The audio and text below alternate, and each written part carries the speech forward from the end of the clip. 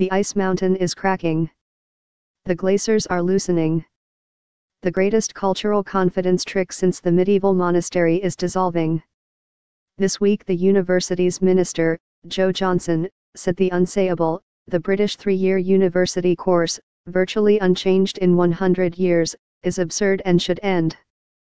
That many foreign universities are equally conservative is neither here nor there. To Johnson, the overwhelming majority of courses can be done in 2 years.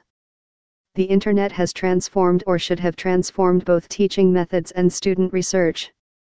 The astronomical cost of a course averaging some £60,000 is no more defensible than the outrageous vice-chancellor's salaries, the inflexibility of teaching time, and curbs on free speech.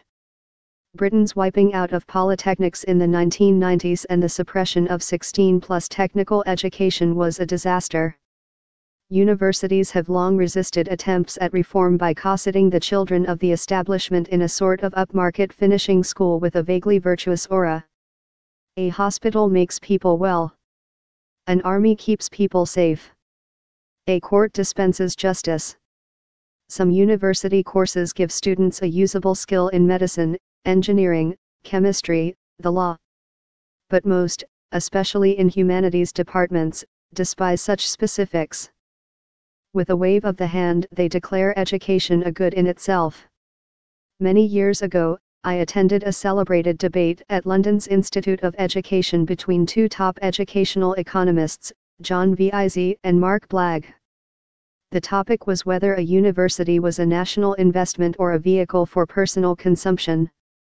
Vize argued for investment, but supplied no plausible rate of return other than platitudes, and the fact that graduates earn more money. Blagg contended that a university facilitated middle-class consumption, merely granting access to better jobs, a strictly personal rate of return.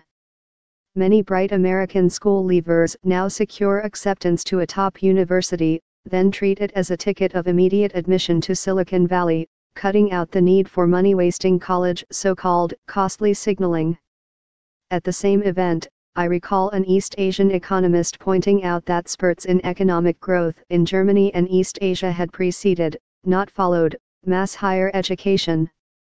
He predicted that when a new generation of Japanese executives sent their children to university, Japanese growth would subsequently decline. Few of them would work like their parents. They would seek non-productive jobs in administration or consultancy. He was spot on.